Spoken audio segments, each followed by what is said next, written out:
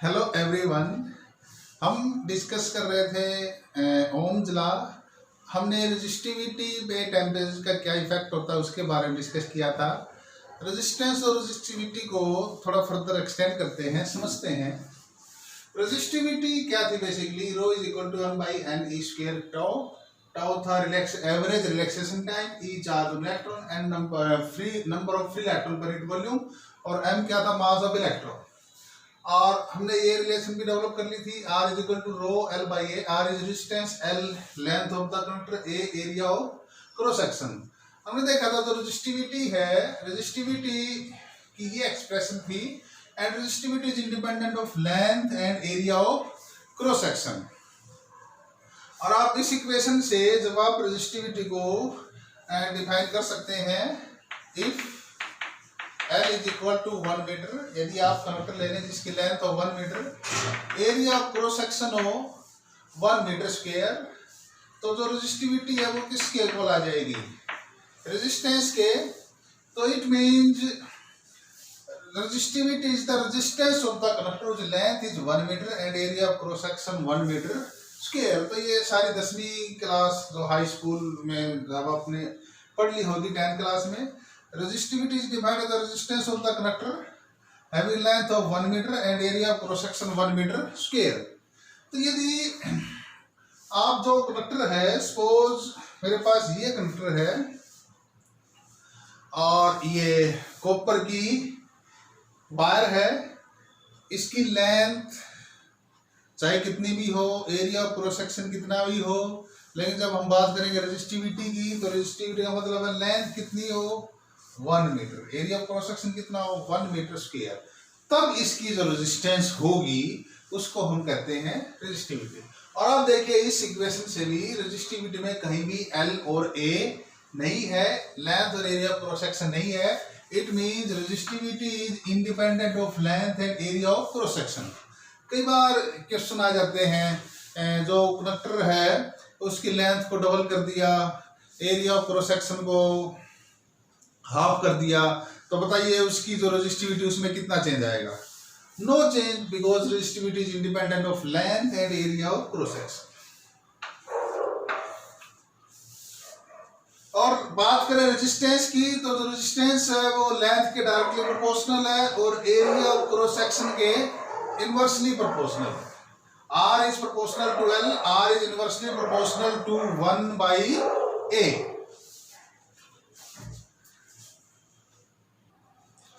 Suppose एक conductor लेते हैं,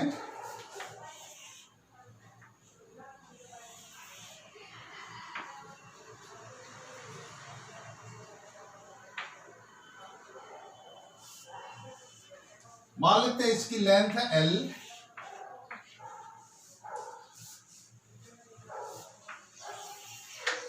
और हमने क्या किया, जो कंडक्टर की लेंथ है उसको स्ट्रेच करके इंक्रीज कर दिया।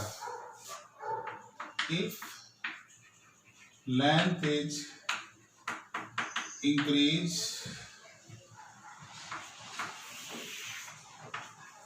बाय स्ट्रेचिंग, तो जब हम स्ट्रेच करके कंडक्टर की लेंथ को इंक्रीज करते हैं, तो ऑफ कोर्स जब आप लेंथ को इंक्रीज करोगे, सपोज ये कंडक्टर है और इसकी लेंथ का जब आप इंक्रीज करोगे तो जो एरिया ऑफ क्रॉस सेक्शन है वो डिक्रीज होगा। मान लिया जो लेंथ है L से हमने कर दी L डैश, और L डैश कितनी कर दी? जो प्रीवियस लेंथ थी उसकी n times NL। Area of cross section भी चेंज होगा, ए मान लिया A चेंज हो गया, कितना हो गया A डैश। लेकिन क्योंकि जो कंडक्टर है उसकी जो डेंसिटी है, यहाँ पे हम डेंसिटी कर रहे हैं, जो मटेरियल डेंसिटी है वो तो चेंज नहीं हो सकती, क्योंकि जो मैटर वो तो उतना ही है। तो आप ये कह सकते हैं डेंसिटी कांस्टेंट है, मास कांस्टेंट है, वॉल्यूम कांस्टेंट है। तो आप यहाँ पे कह सकते हैं V volume, initial volume is equal to final volume. मान लिया ये इसका एरिया ऑफ क्रॉस सेक्शन है, एरिया ऑफ क्रॉस सेक्शन मान लिया कितना था प्रीवियस A, और लेंथ कितनी थी L। जब आपने इसको स्ट्रेच करके चेंज किया, और चेंज करने पे लेंथ कितनी होगी?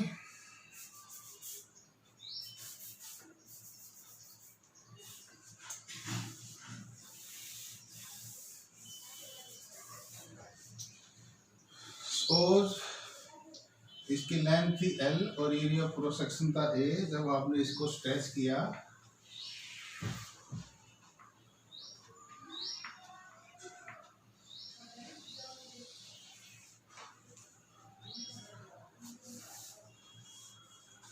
तो स्ट्रेच करने पे जो एरिया है वो कितना हो गया A डैश और लेंथ कितनी कर दी आपने L डैश।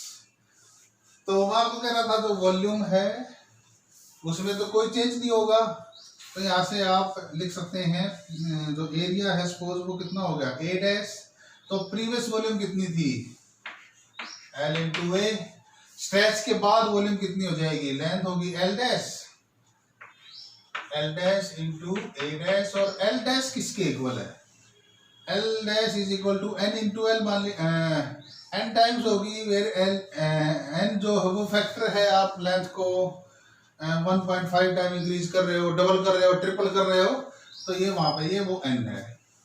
तो आप इसको कर सकते हैं N L into A dash, तब लेंगे L से L कैंसल, तो A डैश एरिया कितना हो गया स्ट्रेच के बाद वो हो गया A बाई N।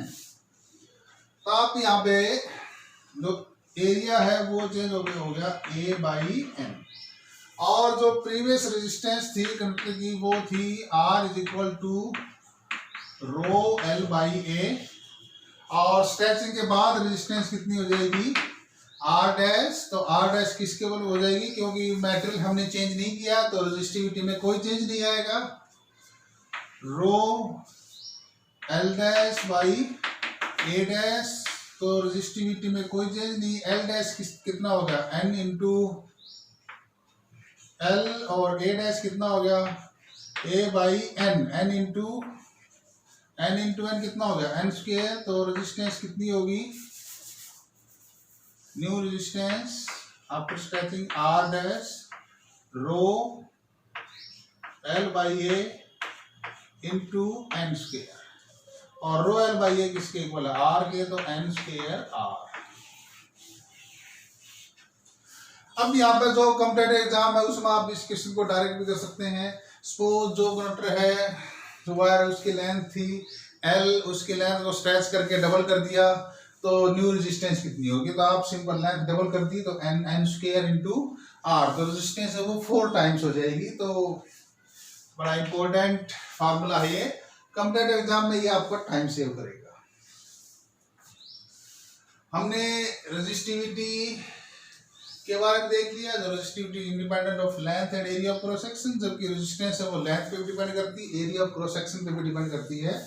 यदि क्वेश्चन में ये कह दिया जाए जो वायर है उसकी लेंथ को इंक्रीज कर दिया गया और एरिया को कांस्टेंट रखा गया, तो तब आप उस केस में केवल ये वाला फैक्टर है, इससे आप देखें is directly proportional to length.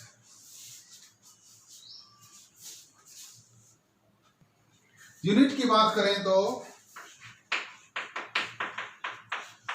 Unit resistance की यूनिट होती है R is equal to V by I from Ohm's law, और V की यूनिट क्या होती है वोल्ट और करंट की क्या होती है ampere.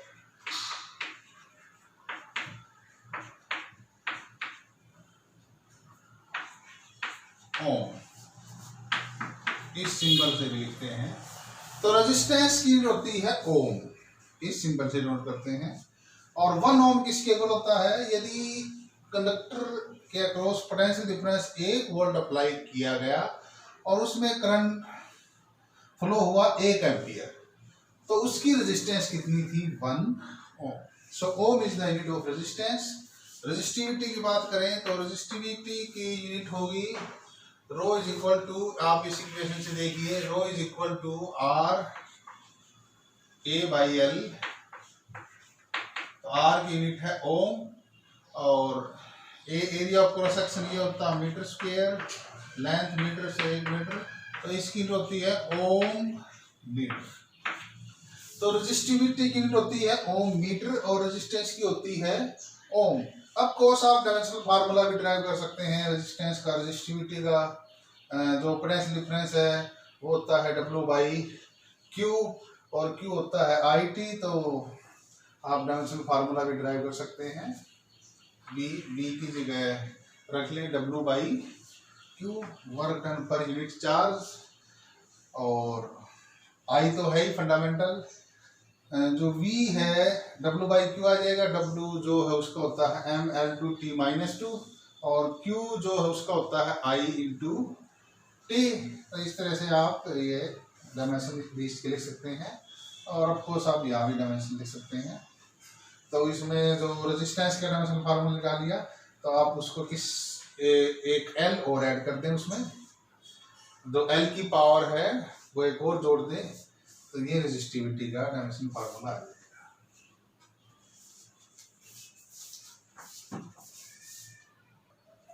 Combination of resistances, resistance को आप सीरीज में कंबाइन कर सकते हैं, पैरेलल में कंबाइन कर सकते हैं, और मिक्स्ड ग्रुपिंग में भी कंबाइन कर सकते हैं, इसमें कुछ सीरीज में भी हो और पैरेलल में भी हो। तो जब आप सीरीज में रेजिस्टेंस को कंबाइन करते हैं, suppose we have 3 resistor R1, R2 and R3, A और B पॉइंट के बीच में जोड़ रखे हैं। तो A से B तक जाने का केवल एक ही पाथ है। तो यदि एक पॉइंट से दूसरे पॉइंट तक जाने का केवल एक ही पाथ हो, एक ही रास्ता हो, और उसी में वो तीनों रेजिस्टेंस आ जाए, 3 हो 4 हो जितनी भी हो, तो वो सारे किसमें होती हैं? सीरीज में। और सीरीज में आपको जो करंट है वो क्या रहता है? सेम। तो in series combination current remains same, पहली बात। और दूसरी बात, only one path in going from A to B। तो जिन दो पॉइंटों के बीच में आप ये रेजिस्टेंस जोड़ रखी है, तो उसमें एक पॉइंट से दूसरे पॉइंट तक जाने का केवल एक ही पाथ होगा।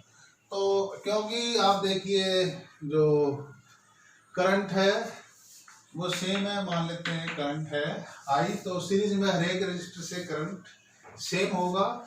मान लिया इनकी जो इक्विवेलेंट रेजिस्टेंस है वो है RAB, तो वो भी हम जोड़ देते हैं A और B के बीच में, RAB।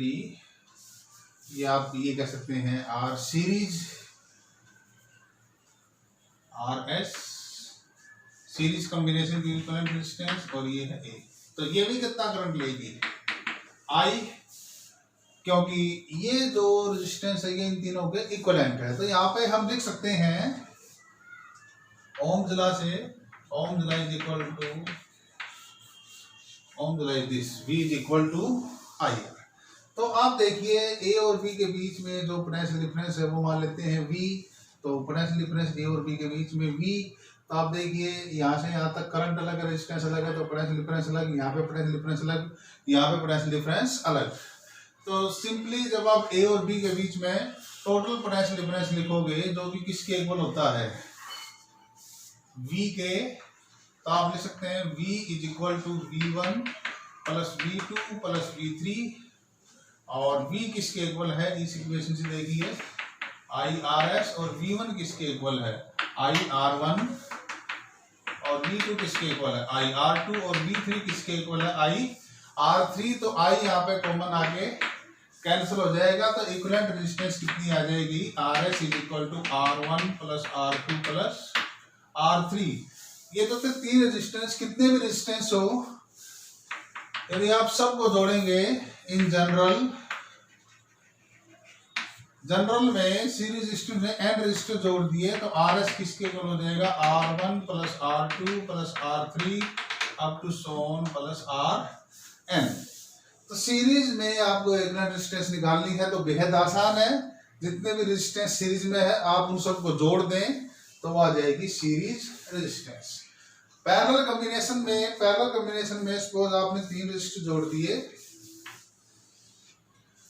पैरेलल कॉम्बिनेशन में इस तरह से आपने R1, R2 और R3 3 रजिस्टर जोड़ दिए, फिर वही 2 पॉइंट हैं ए और बी। ए और बी के बीच में पोटेंशियल डिफरेंस कितना था V, तो यहाँ पर मैं लिख देता हूँ V is potential difference between A and B. तो आप देखिए ए और बी के बीच में पोटेंशियल डिफरेंस अगेन कितना है V। मान लिया जो तीनों रेजिस्टेंस है वो एक रेजिस्टेंस के इक्वल है, तो ए और बी के बीच में जोड़ दिया और मान लिया वो है RP। तो आप देखिए ए और बी के बीच में पोटेंशियल डिफरेंस कितना है V, और मान लिया करंट कितना लिया इसने, टोटल करंट कितना लिया I। अब देखिए यहाँ पे इस पर्टिकुलर पॉइंट पे टोटल करंट कितना आ रहा है I। तो यहाँ से जैसे करंट जाएगा, करंट 3 हिस्सों में डिवाइड होगा। सपोज यहाँ करंट कितना I1, इधर कितना I2 और इधर कितना I3। तो यहाँ से करंट 3 हिस्सों में डिवाइड हुआ और यहाँ के फिर I1 plus I2 plus I3, तो टोटल हो जाएगा I। तो I equal to I1 plus I2 plus I3। तो आप इस इक्वेशन देखिए I किसके ले सकते हैं V बाई RP, और इस इक्वेशन से देखिए पोटेंशियल डिफरेंस यहाँ और यहाँ तीनों रेजिस्टेंस पे पोटेंशियल डिफरेंस सेम है V। क्यों? क्योंकि तीनों ही A और B के बीच में जुड़े। तो पैरेलल में करंट डिवाइड हो रहा है और जो पाथ है A से B तक जाने के वो कितने हैं 3।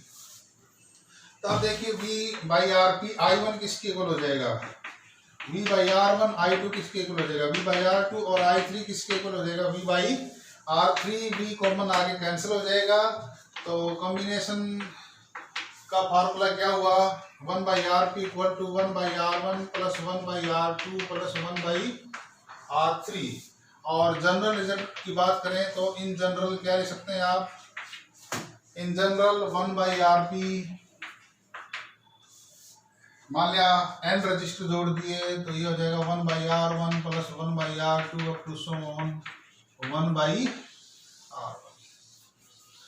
तो ये पैरेलल कॉम्बिनेशन का फार्मूला है और ये सीरीज कॉम्बिनेशन का फार्मूला है।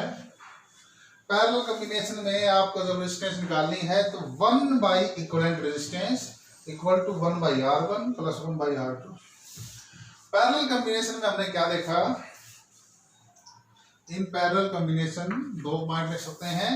A से B तक जाने के 3 रास्ते हैं और उन रास्तों में ये जो तीनों रजिस्टर हैं वो अलग अलग आ रहे हैं। पहले रास्ते में आया R1, दूसरे में R2 और तीसरे में R3। तो A से B तक जाने के कितने पाथ हैं 3 पाथ, ठीक है। और पोटेंशियल डिफरेंस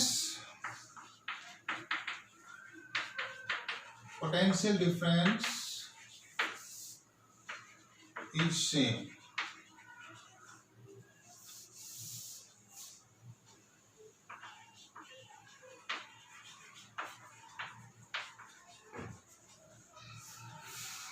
तो A से B तक जाने के जितने भी पाथ हैं सबका पोटेंशियल डिफरेंस क्या होगी same.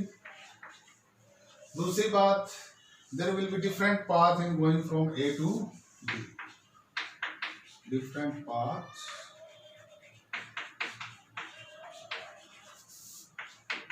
in going from A to B।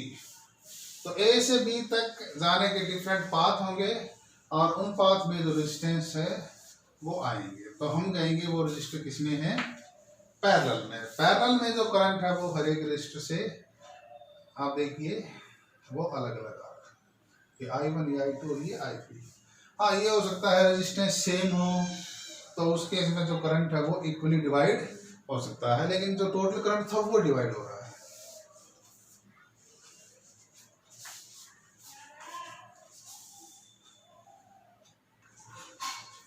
Kirchhoff rule, जब हम इलेक्ट्रिक सर्किट को एनालाइज करेंगे तो हमें किरचॉफ रूल की आवश्यकता होगी। इनके बिना आप सर्किट को एनालाइज नहीं कर पाएंगे। So they are very important in analysis of electrical circuit. 2 rule हैं किरचॉफ के। जो फर्स्ट रूल है बेसिकली जिसको हम कहते हैं junction rule, it is also called Kirchhoff first law, and second law is called loop rule. Basically law की बजाय यदि इसको रूल कहें तो बेटर रहेगा, क्योंकि सर्टेन जो कंडीशन होगी जब इंडक्टर इन्वॉल्व होगा सर्किट में, तो वहां पे फिर हम फैराडेज लॉ यूज करेंगे। तो Kirchhoff first rule is basically conservation of charge. तो फर्स्ट रूल क्या कहता है, किसी जंक्शन पे जितना करंट आ रहा है, मतलब जो आने वाला करंट है वो जाने वाले करंट के इक्वल होगा। In an electrical circuit at a junction total incoming current is equal to total outgoing current, या आप ये भी कह सकते हैं algebraic sum of current meeting at a junction is zero. Second rule क्या कहता है, इन ए क्लोज लूप, किसी भी क्लोज लूप में जिसमें सेल्स हो, रजिस्टर हो, उस क्लोज लूप में change in potential is equal to zero. बल्कि चेंज इन पोटेंशियल की बजाय भी है algebraic sum of changes in potential. Algebraic sum of changes in potential around any closed loop involving resistor and cells in the loop is zero। इसका सीधा सा मतलब ये है, जब आप क्लोज लूप में चलेंगे, जिस पॉइंट से आपने शुरू किया है, जब आप दोबारा उसी पॉइंट पे पहुंचेंगे तो उस पूरे क्लोज लूप में जो चेंज इन पोटेंशियल है वो कितना होगा, जीरो। यानी कि जिस पॉइंट से चले आप वहीं पर पहुंच गए तो सेम पोटेंशियल, तो चेंज इन पोटेंशियल कितना, जीरो। या बेसिकली आप इसको ढंग से जब आप समझेंगे तो ये बेटर रहेगा, algebraic sum of changes in potential.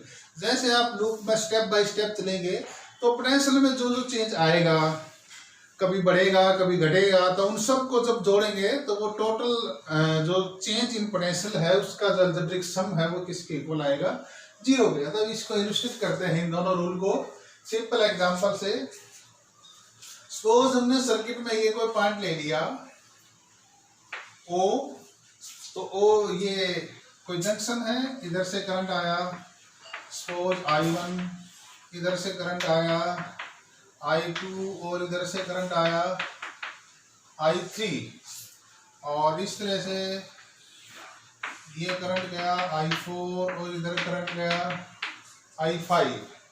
तो मैं क्या ले सकता हूँ दिस फर्स्ट रूल से, the sum of current entering the junction is equal to sum of current leaving the junction। तो ये जंक्शन O है, O पे कितना करंट आ रहा है, I1 I2 और I3, I1 plus I2 plus I3, this is equal to ये sum of incoming current, outgoing current कितना, I4 and I5, I4 plus I5। So this is Kirchhoff first rule, total incoming current is equal to total outgoing current। या दूसरे तरीके से आप करना चाहें तो I1 plus I2 plus I3, ये तरह जाएगा minus I4 minus I5 is equal to zero. मान लिया जो जंक्शन पर करंट आ रहा है वो पॉजिटिव और जो करंट जंक्शन से जा रहा है वो नेगेटिव, तो इनका अलजेब्रिक सम कितना, जीरो। तो आप ऐसे भी कर सकते हैं, ये बेस्ट है। तो आप total incoming current is equal to total outgoing current and it is basically represent the conservation of charge, क्योंकि करंट क्या है, rate of flow of charge. और यदि सर्किट में जो वायर है इस पे यदि कहीं चार्ज एक्युमुलेट नहीं हो रहा, यानी जो करंट है वो स्टडी है, तो उस पर्टिकुलर केस में हम कहेंगे ये बात। और चार्ज जब एक्युमुलेट नहीं होगा तो जितना चार्ज आ रहा है उतना ही चार्ज जाएगा पर सेकेंड। तो total incoming current is equal to total outgoing current. अब इसकी सेकेंड रूल की बात करते हैं। तो इसको समझने के लिए सपोज एक सर्किट ड्रा करते हैं सिंपल। इसमें हमने ये बैटरी ले ली और यहाँ पे बैटरी मैं आइडियल बैटरी ले रहा हूँ। मान लिया इसका पोटेंशियल डिफरेंस कितना है, V1। ये जो बैटरी का जो हाई पोटेंशियल है ये लाइन उसको डिनोट करती है और ये लो पोटेंशियल डिनोट करती है। तो इसको हम डिनोट करते हैं माइनस से, इसको डिनोट करते हैं प्लस से। सपोज यहाँ पे एक रेजिस्टर लगा दिया R1, इधर एक बैटरी और लगा देते हैं। मान लिया ये बैटरी कितना पोटेंशियल डिफरेंस दे रही है, V2, तो ये माइनस और ये प्लस। एक रेजिस्टर और लगा दो यहाँ पे, ये हो गया R2 और आप एक रेजिस्टर यहाँ लगा सकते हैं ये हो गया R3। तो सबसे पहले तो देखिए पूरा जो लूप है ये क्लोज लूप ले लेते हैं, ABCD। तो इस क्लोज लूप में हम A से चलना स्टार्ट करेंगे और दोबारा A पर पहुंचेंगे। और किर्चॉफ रूल जो है, किर्चॉफ सेकंड रूल ये है, इससे देखते हैं क्या आएगा।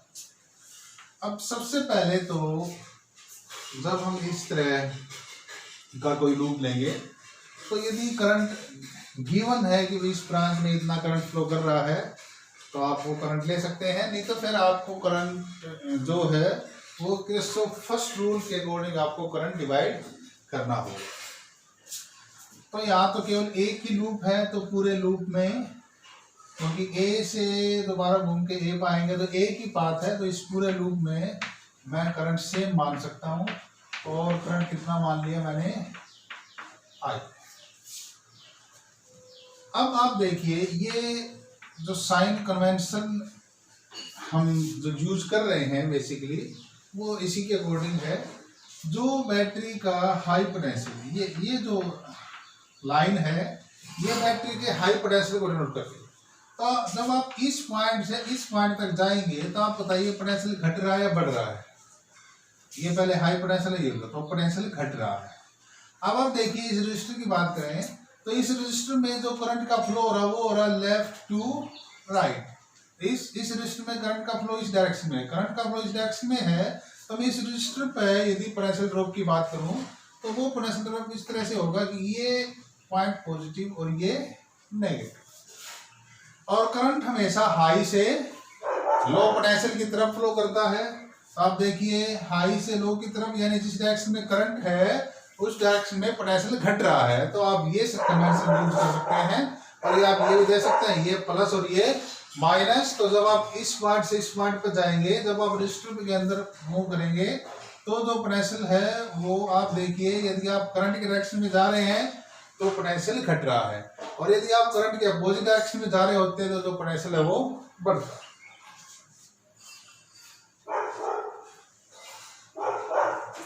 तो यहाँ पर आप लिख सकते हैं if we move in the direction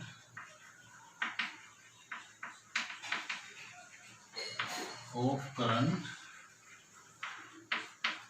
potential decreases।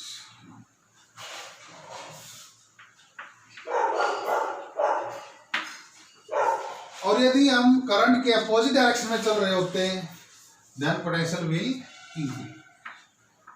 if we move opposite to direction of current then potential increase। यदि आप करंट के डायरेक्शन में जा रहे हैं तो जो आप जिस पाथ पे जा रहे हैं तो जिस पाथ के अलग आप मूव कर रहे हैं और आप देखिए वहां पे पोटेंशियल घट रहा है, और आप करंट की डायरेक्शन में चल रहे हैं तो समझो पोटेंशियल घट रहा है। और यदि आप करंट के अपोजिट डायरेक्शन में जा रहे हैं तो जो पोटेंशियल है वो बढ़ रहा है। अभी हम यहाँ पे किर्चॉफ लॉ यूज करेंगे तो हम दो लूप लेंगे। पहले इसको लूप को ट्रैवर्स करेंगे क्लॉकवाइज डायरेक्शन में, फिर हम इसको ट्रैवर्स करेंगे एंटी क्लॉकवाइज डायरेक्शन में। तो पहले इसको क्लॉकवाइज डायरेक्शन में ट्रैवर्स करते हैं। तो क्लॉकवाइज डायरेक्शन में जब हम ट्रैवर्स करते हैं तो हम लेते हैं along the loop along A B C D A। तो आप ऐसे करेंगे A B C D A। तो आप देखिए A से चलना शुरू करते हैं, A से चलना शुरू करते हैं इस पॉइंट से। तो आप देखिए इस पॉइंट से चलना शुरू करते हैं तो सबसे पहले ये सेल आ रही है, तो पहले हाई पोटेंशियल फिर लो पोटेंशियल। तो इस पॉइंट पे पोटेंशियल मान लेते हैं VA। इस पॉइंट पे हमने कितना पोटेंशियल मान लिया, VA।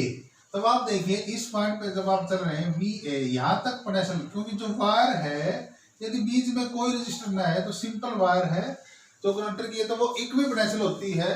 तो इस पूरे वायर में यहाँ से यहाँ तक पोटेंशियल सेम है। उसके बाद ये बैटरी आ गई, इसने पोटेंशियल चेंज कर दिया, फिर यहाँ से यहाँ तक पोटेंशियल सेम, फिर ये जो रजिस्टर इसने पोटेंशियल चेंज कर दिया, तो फिर यहाँ से लेके यहाँ तक पोटेंशियल सेम, फिर यहाँ से यहाँ तक पोटेंशियल सेम है। हाँ, यहाँ से यहाँ चेंज होएगा, फिर यहाँ से यहाँ चेंज होएगा। जैसे ही सर्किट में, जैसे लूप में कोई बैटरी आएगी, कोई सेल आएगी, कोई रजिस्टर आएगा, तो जो पोटेंशियल है वो चेंज होगा। अब हमें ये देखना है पोटेंशियल घटेगा या बढ़ेगा, बस आप इसको ध्यान रखें। यदि पोटेंशियल बढ़ रहा है तो आप उसको प्लस कर दें, और यदि पोटेंशियल घट रहा है तो आप उसको माइनस कर दें। तो आप देखिए हमने ए से स्टार्ट किया था और ए पे हमने कितना पोटेंशियल मान लिया, VA। आप चाहे तो यहाँ पे पोटेंशियल 0 मान सकते हैं, वो आपकी चॉइस है, लेकिन जो मान लिया आप फिर वही रखें। यदि क्वेश्चन ने पहले दे दिया किस पॉइंट पे वो पोटेंशियल है तो फिर आपको वही लेना है। तो आप देखिए ए पॉइंट पे पोटेंशियल मैंने कितना मान लिया, VA। अब आप देखिए यहाँ से यहाँ जब आप जाएंगे तो कितना पोटेंशियल डिफरेंस देगी बैटरी, V1। तो यहाँ से यहाँ जाएंगे तो हाई से लो पोटेंशियल पे जा रहे हैं तो घट रहा है, तो कितना घटेगा, कितनी डिफरेंस देगा, V1। तो जो पोटेंशियल है वो इस पॉइंट पे कितना हो जाएगा, VA माइनस VN, क्योंकि यहाँ पे VA था, बैटरी ने घटा दिया, कितना घटाया, V1, क्योंकि हम हाई से लो की तरफ जा रहे हैं तो पोटेंशियल घटेगा, कितना घटाया बैटरी ने, V1। तो मैं लिख दिया VA माइनस V1। तो इस पॉइंट पे पहुंच गया, इस पॉइंट पे पोटेंशियल कितना, VA माइनस V1। अब आप देखिए ये रेजिस्टेंस आ गई R1 और करंट कितना फ्लो कर रहा है इसमें, I। तो कितना ड्रॉप होगा, I/R1 according to Ohm's law. तो अब आप देखिए जब हम इस डायरेक्शन के लोग मूव कर रहे हैं तो जो पोटेंशियल है वो घट रहा है, तो अगेन आप क्या लिख देंगे, माइनस I/R। अब आप देखिए इस रजिस्टर पे जब आप पहुंचेंगे तो इसमें भी करंट इस तरफ है, तो ये हाई पोटेंशियल था और ये लो पोटेंशियल, क्योंकि रजिस्टर में हमेशा करंट हाई से लो पोटेंशियल की तरफ फ्लो करता है।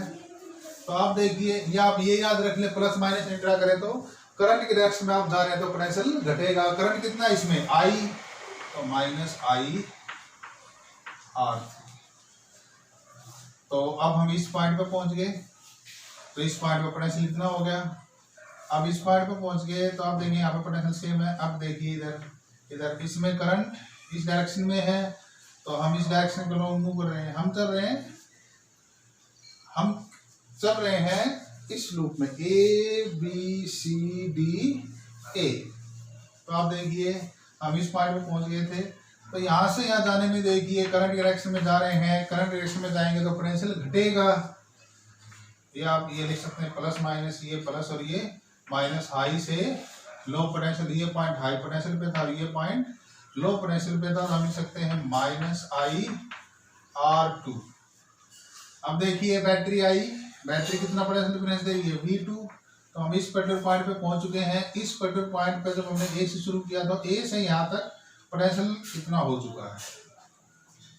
अब आप यहाँ से यहाँ जाएंगे तो आप देखिए अगेन इस डायरेक्शन में जा रहे हैं और इस डायरेक्शन में पोटेंशियल घट रहा है, तो आप क्या लिखते हैं, माइनस V2, क्योंकि आप हाई से लो पोटेंशियल की तरफ जा रहे हैं।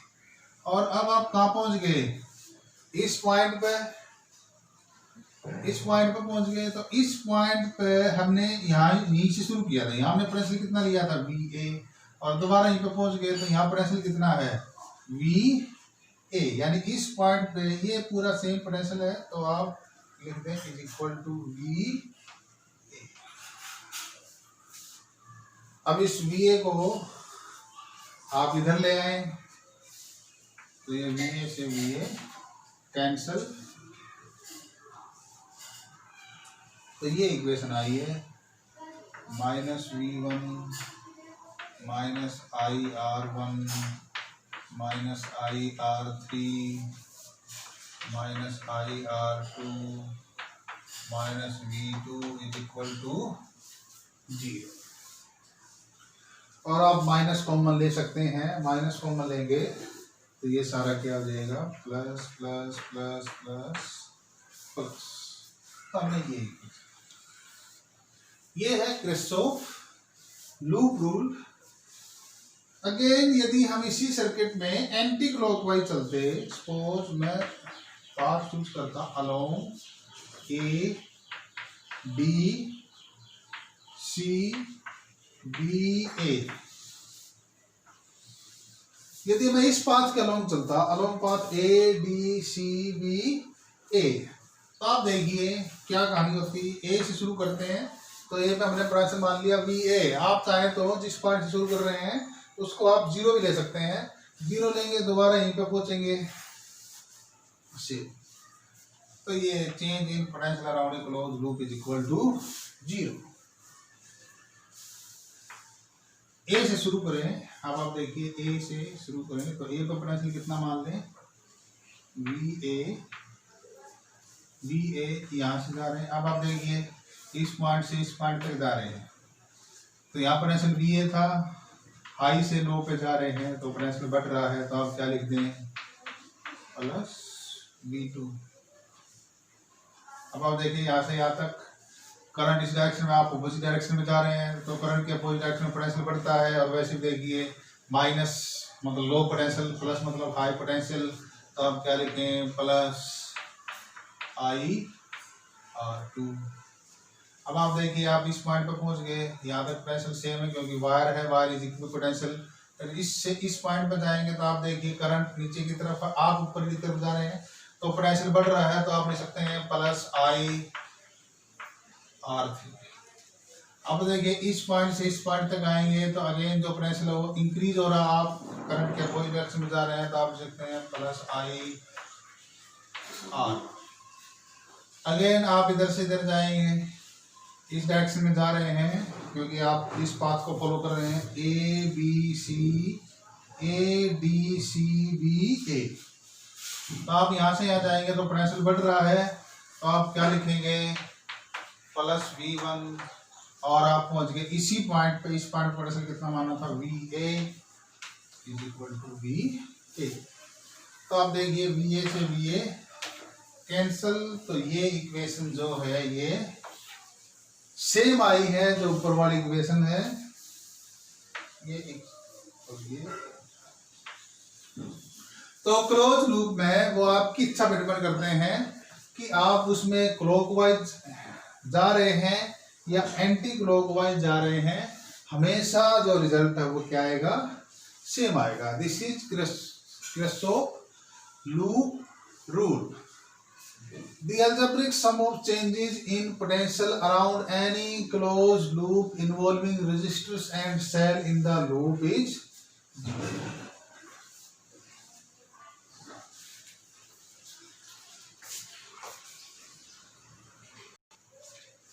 आइए कुछ सिंपल लेकिन बहुत अच्छी कॉन्सेप्चुअल प्रॉब्लम है वो सॉल्व करते हैं।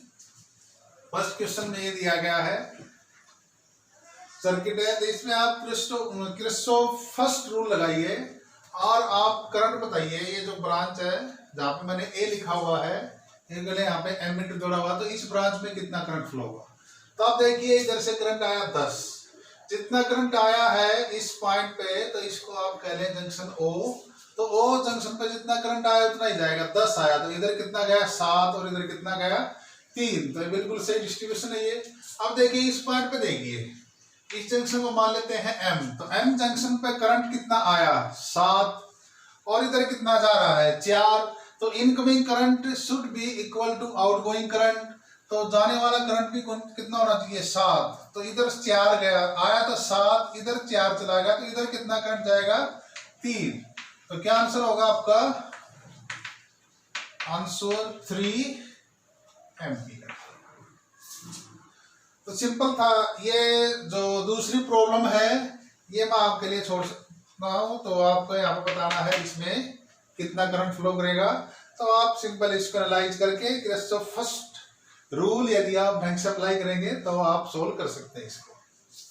अभी नेक्स्ट जो प्रॉब्लम है वो कॉम्बिनेशन ऑफ रेजिस्टेंस के ऊपर बेस्ड है। तो आप देखिए इसमें ए और बी और सी, ये 3 पॉइंट है, तो इनके बीच में जो रेजिस्टेंस है वो इस टाइप से जोड़ रखी है।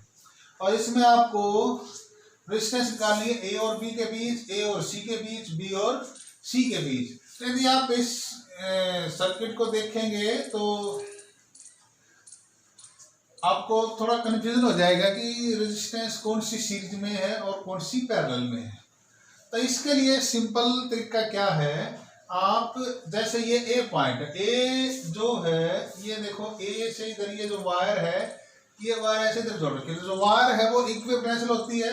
तो ये पॉइंट ए पे, तो ये भी किस पे, ए पे, और ये पॉइंट भी किस पे, ए पे, और ये पॉइंट भी किस पे, ए पे। बिल्कुल सिंपल। अभी आप देखें ये पॉइंट किस पे है, सी पे, ये सी, तो ये भी कितना सी, और ये पॉइंट भी कितना सी, और बी और सी तो इक्विपोटेंशियल है, बी और सी इक्विपोटेंशियल है। तो आप देखिए इसने ये जो पूछा है रेजिस्टेंस बिटवीन बी एंड सी, ये जो थर्ड, बी और सी के बीच रेजिस्टेंस कितनी होगी, 0, क्योंकि बी और सी क्या है, इक्विपोटेंशियल है। ए और बी के बीच में रेजिस्टेंस निकालनी है, तो आप देखिए ए और बी के बीच निकालें तो सिंपल पॉइंट बना लेते हैं। अभी ये ए पॉइंट, ये ए पॉइंट, और ये बी पॉइंट, और इधर ही सी पॉइंट भी है, क्योंकि बी और सी जो है वो इक्वल पोटेंशियल है। तो ए और बी के बीच में निकालनी है रेजिस्टेंस आपको। तो आप देखिए ए और बी के बीच में एक तो ये रजिस्टर हो गया, आप इसको जोड़ दें, ए और बी के बीच में है, तो हमने ये ले लिया। अभी आप देखिए ए और सी के बीच में रेजिस्टेंस है, ये ए और ये सी है, तो आप इसको जोड़ दें ऐसे, ये हो गया ए और सी वाला, सी और बी इक्विपोटेंशियल पे है। तीसरा भी ए और सी के बीच में है, तो ये भी। तो अब देखिए ये तीनों रजिस्टर किसमें है, अब आपको बिल्कुल आसानी से नजर आ रहा होगा। तीनों रजिस्टर ए और बी के बीच बात करें तो किसमें है, पैरेलल में। तो ये आंसर कितना आ जाएगा, जब तीनों रेजिस्टेंस पैरेलल में है, तो ये भी आर, ये भी आर, तो आप सिंपल सोल्व करें, 1/r equivalent equal 1/r 1 + 1/r 2 + 1/r 3, तो ये आ जाएगा r/3 r। तो ए और बी के बीच हमारा जो पहला आंसर वो कितना आया, r/3। ए और सी के बीच देखें, पी और सी तो सेम पॉइंट पे हैं, तो ए और सी के बीच रेजिस्टेंस भी कितनी होगी, r/3 ओम। और आप देखिए बी और सी के बीच, बी और सी के बीच आप देखिए बी और सी तो इक्वल पोटेंशियल है, ये देखो ये वायर है यहाँ पे, तो रेजिस्टेंस कितनी है बी और सी के बीच, 0। इस तरह हमने ये रेजिस्टेंस कैलकुलेट कर ली, ए और बी के बीच, ए और सी के बीच, बी और सी के बीच। अभी जो नेक्स्ट प्रॉब्लम है वो भी कुछ इसी टाइप की है। यहाँ पे रेजिस्टेंस दे रखी है R R R R, F और एच के बीच आपको रेजिस्टेंस निकालनी है, फिर आपको एफ और जी के बीच निकालनी है। तो आप ये ध्यान रखें आपको रेजिस्टेंस किन दो पॉइंटों के बीच में निकालने हैं। तो आप देखिए बी और सी के बीच यहाँ पे आई 0, ए और बी के बीच आई r/3, और ए और सी के बीच रेजिस्टेंस कितनी आई, r/3 ओम।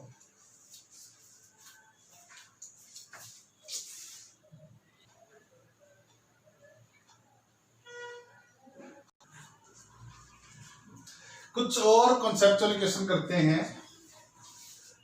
इस प्रॉब्लम में देखिए ये वाई टाइप से शेप बना रखी है, फिर रेजिस्टेंस है 6 ओम, 3 ओम, 2 ओम, ये पॉइंट दे रखे हैं ए बी सी। ए जो पॉइंट है वो 6 वोल्ट पे है, बी पॉइंट है +3 वोल्ट पे, और जो सी पॉइंट है वो है +2 वोल्ट पे। और आपको जो ये ओ पॉइंट है इसका पोटेंशियल निकालना है कितना। तो इस तरह की जो प्रॉब्लम होती है इसमें आप देखिए ये जंक्शन दे रखा है किसी सर्किट का, तो इस जंक्शन पे हमें पता नहीं करंट कैसे कैसे जा रहा है, लेकिन हम एक चीज कह सकते हैं कि इस जंक्शन पे जो टोटल करंट होगा उसका जो अलजेब्रिक सम वो कितना होगा, 0। यह कह सकते हैं जितना करंट आ रहा है उतना ही करंट जाएगा। या मैं ये मान लूं कि सपोज ये जो जंक्शन है इस पे करंट आ रहा है, ये पॉइंट है, ये लो, अब मुझे करंट डायरेक्शन तो पता ही नहीं, अपने आप ही करंट डायरेक्शन आएगा जो आ जाएगा। तो सपोज मैं मान लेता हूँ इसमें करंट है I1, और इधर से करंट आ रहा है I2, और इधर से करंट आ रहा है I3। तो मैंने जितने भी पॉइंट है सबसे करंट मान लिया और अब इसको मैं क्या कर दूंगा 0। तो उसके बाद फिर अपने आप ही जो करंट प्लस है वो प्लस, जो माइनस है वो माइनस आ जाएगा। हालांकि मुझे करंट की रिक्वायरमेंट नहीं है, मुझे क्या निकालना है, पोटेंशियल निकालना है, वो पॉइंट पे पोटेंशियल कितना है। तो करंट डायरेक्शन मुझे पता नहीं, अब जो डायरेक्शन है वो मैंने सबका क्या ले लिया, सबका डायरेक्शन मैंने ले लिया इनवर्ड। तो मुझे ओ पॉइंट का पोटेंशियल भी नहीं पता, करंट का डायरेक्शन भी नहीं पता, इसलिए मैंने क्या किया, ओ पॉइंट पे कुछ पोटेंशियल मान के, सपोज ओ पॉइंट पे मैं पोटेंशियल कितना मान लेता हूं V, V is potential at point O, मान लेता हूं V potential at point A। तो A पॉइंट में मैंने पोटेंशियल V मान लिया, मुझे पता नहीं V ज्यादा है या कम है, जो भी है मैंने एक तरह से जो पोटेंशियल V है वो कम मान के सारे जो करंट है वो O पॉइंट पे ले लिए और उन सब का जो जोड़ है वो कितना कर दूंगा 0। तो यहाँ पे मैं लिख सकता हूं, ये था क्वेश्चन, ये इसका सॉल्यूशन है। आई जो sorry algebraic sum of all the current meeting at a junction is 0। तो सारे करंट मैंने तो इनवर्ट ले लिया, I1 plus I2 plus I3 equal to 0। अब देखिए I1 करंट कितना होगा, इसके बीच में पोटेंशियल डिफरेंस ये 6 वोल्ट और ये 20 वोल्ट पे, तो पोटेंशियल डिफरेंस कितना हो गया इसके इस पार्ट के बीच में 6 माइनस V। तो 6 माइनस V, क्योंकि मैं फॉर्मूला यूज कर रहा हूं I is equal to V by R according to Ohm's law. तो इस फार्मूले के according potential V potential difference है इस पॉइंट और इसके बीच में, और इधर करंट फ्लो करना कितना करे इस पॉइंट से I1। तो करंट कितना होगा, potential difference by resistance, resistance कितनी है 6 ओम, प्लस I2 करंट ये रहा, पोटेंशियल डिफरेंस कितनी है 3 minus V divided by resistance कितनी है 3 ओम, प्लस I3 देखिए ये करंट है I3, पोटेंशियल कितना +2 और इधर कितना V 2 minus V divided by resistance कितनी है 2 0। यहां से आप V की वैल्यू निकाल सकते हैं। तो जो 6 है उससे आप मल्टीप्लाई कर दें, 6 से मल्टीप्लाई कर दें पूरी इक्वेशन को, 6 से मल्टीप्लाई करें तो ये आ जाएगा 6 माइनस V, प्लस इसको 6 से मल्टीप्लाई करेंगे 3 2 जा 6, तो ये आ जाएगा 6 माइनस 2V, क्योंकि 2 से मल्टीप्लाई करेंगे। तो पूरी इक्वेशन को 6 से मल्टीप्लाई किया, इस पूरी इक्वेशन को 6 से मल्टीप्लाई किया है, 6 से मल्टीप्लाई किया तो 6 से 6 कैंसिल, ये आ गया 6 माइनस V, और इधर क्या आ गया 3 दूनी 6, तो ये आ गया 2 3 6 minus 2 volt, plus 2 3 6 minus 3 volt equal to 0। तो याद है देखिए 6 6 12 6 18 और माइनस 3 2 5 1 6 माइनस 6 वोल्ट, माइनस को ले जाओ plus 6 volt 6V 6 into V, तो ये आ गया V is equal to 3 volt. तो जो V है वो +3 वोल्ट है, तो यहाँ पे V आया +3 वोल्ट। तो आप देखिए +3, ये +3, तो यहाँ पे अपने आप ही आ जाएगा, ये करंट था 0 और ये करंट था 3, ये तो ये करंट इस डायरेक्शन में था, और ये करंट कितना था 6 माइनस 3, तो पोटेंशियल डिफरेंस था 3/6 और 1/। तो आप ये जो है यहाँ से एनालाइज कर सकते हैं। इस तरह की प्रॉब्लम हो जिसमें वाई ब्रांच दे रखी हो या कुछ और ब्रांचेज दे रखी हो और जिसमें जंक्शन आपको दिखाई दे रहा हो, तो उसमें सबसे बढ़िया मेथड यही है कि आप किरचॉफ फर्स्ट रूल यूज करें, total current meeting at a junction is 0, और उसमें आप ध्यान रखें क्योंकि आपको न तो इसका पोटेंशियल पता होगा और न ही करंट डायरेक्शन पता होगा, तो आप इसको पोटेंशियल मिनिमाइज मान के तो जो करंट है वो सारा इस तरफ ले आए जंक्शन की तरफ, या सारा जो करंट है वो यहाँ से बाहर भेज दें और उसको किसके इक्वल कर दें 0 के। तो जब आप ऐसा करेंगे तो उससे V की वैल्यू आ जाएगी, और यहाँ से आप आपको एक बार V की वैल्यू पता चलेगी, फिर आप I1, I2 और I3 भी सिंपली कैलकुलेट कर सकते हैं। अब ये जो नेक्स्ट प्रॉब्लम है इसमें देखिए A और B के बीच में आपको पोटेंशियल डिफरेंस निकालना है। A और B के बीच, तो ये सर्किट का कोई पार्ट है, सपोज A का पोटेंशियल मान लेते हैं VA और B का पोटेंशियल मान लेते हैं VB। तो जब हम इसको सोल्व करेंगे तो आप देखिए यहाँ से स्टार्ट करते हैं, तो इस पॉइंट का पोटेंशियल है VA, किरचॉफ लूप रूल का जो पार्ट है वो लगाते हैं यहाँ से शुरू किया, यहाँ पे पोटेंशियल था VA।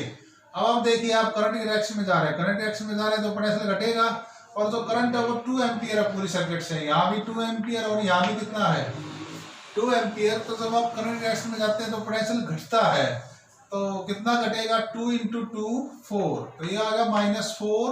अब आप देखिए ये जो बैटरी है हम इस डायरेक्शन में जा रहे हैं और इस डायरेक्शन में जाएंगे तो हाई से लो पोटेंशियल की तरफ जा रहे हैं, तो अगेन ये डिक्रीज हो रहा है -3।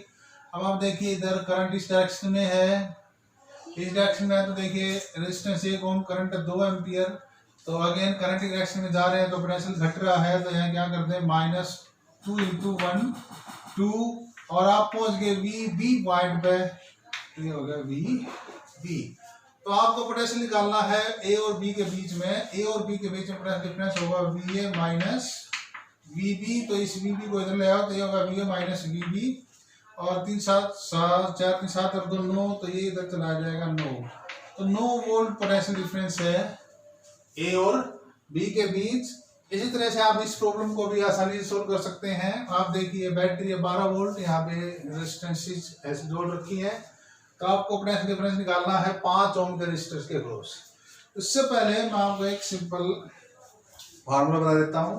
जब दो रेजिस्टेंस R1 और R2 पैरेलल में हो, जब दो रेजिस्टेंस पैरेलल में हो तो उनकी कॉम्बिनेशन की रेजिस्टेंस कितनी होगी, R equivalent and R1 R2 are parallel. Shortcut formula है, आप याद कर सकते हैं, हालांकि आया वही है 1/R equivalent is equal to 1/R1 + 1/R2। Simplify करके आप इससे याद कर सकते हैं। तो दो रजिस्टर पैरेलल में हो तो उनकी इक्विवेलेंट रेजिस्टेंस होगी दोनों की गुणा डिवाइडेड बाय दोनों का जोड़। तो अभी आप देखिए ये यदि मान लो A पॉइंट, ये मान लो B पॉइंट, A और B के बीच में नेटवर्क है, सिंपल दिखाई दे रहा है, ये दोनों पैरेलल में है, 6 और 12 पैरेलल में है, तो यहाँ रखिए 6 और 12 दोनों की गुणा 72 और दोनों का जोड़ 18, 72/18 यानी 4, तो 72/18 4, तो 4 + 4 सीरीज में है, 4 और 4 8, तो ऊपर वाली पार्ट की होगी 8 ओम। अब देखिए 5 और 3 8, ये भी दोनों सीरीज में, यहाँ से यहाँ तक जाएंगे तो ये दोनों सीरीज में है, 5 और 3 8, तो 8 रेजिस्टेंस इसकी और 8 रेजिस्टेंस इसकी, ये 8 और ये 8 किसमें है पैरेलल में, 8 और 8 पैरेलल में है, तो 64/16 यानी 4, तो A और B के बीच इक्विवेलेंट रेजिस्टेंस आ गई 4 ओम। RAB इक्विवेलेंट रेजिस्टेंस हमने निकाल ली, वो कितनी आई 4 ओम। करंट देखें तो करंट कितना फ्लो कर रहा है, I करंट, तो करंट इधर डिवाइड हो जाएगा, कुछ इधर और कुछ इधर, तो करंट कितना है I करंट हम निकाल सकते हैं, I = रेजिस्टेंस वोल्टेज कितनी है 12 वोल्ट, और A और B के बीच रेजिस्टेंस कितनी है 4 ओम, 12/4, तो करंट कितना आया 3 एम्पियर। अब करंट आया 3 एम्पियर, ये रेजिस्टेंस कितनी है 8 ओम, और ये रेजिस्टेंस भी कितनी है 8 ओम, इसके और इसके बीच में 8 ओम है, क्योंकि 4 और 4 8, तो 8 रेजिस्टेंस ऊपर और 8 रेजिस्टेंस नीचे है, तो करंट इक्वली डिवाइड होगा। तो जो करंट है, क्योंकि रेजिस्टेंस इक्वल पाथ की है, तो 8 ओम इधर है, 8 ओम इधर है, तो जो करंट था 3 एम्पियर, 3 में से 1.5 एम्पियर जाएगा इधर और 1.5 एम्पियर जाएगा इधर। अब जिस रेजिस्टेंस का क्रॉस पोटेंशियल डिफरेंस निकालनी है उसको इससे मल्टीप्लाई कर दो, तो आप देखिए यहाँ 3 × 1.5 कितनी आ जाएगी 4.5, 5 × 1.5 करंट कितना है 1.5 एम्पियर, तो V volt potential difference across 5 ओम, तो ये कितनी आ जाएगी, रेजिस्टेंस कितनी है 5 ओम, करंट कितना फ्लो कर रहा है 1.5, तो ये आ जाएगी 7.5 वोल्ट। तो आज हमने डिस्कस किया रजिस्टिविटी से स्टार्ट किया था, फिर हमने किरचॉफ के जो रूल हैं वो डिस्कस किए, और जो कॉन्सेप्चुअल प्रॉब्लम है किरचॉफ रूल से रिलेटेड वो हमने डिस्कस की। नेक्स्ट लेक्चर में हम कुछ और प्रॉब्लम डिस्कस करेंगे जिसमें कॉम्बिनेशन ऑफ रेजिस्टेंसीज होंगी और किरचॉफ रूल यूज करेंगे।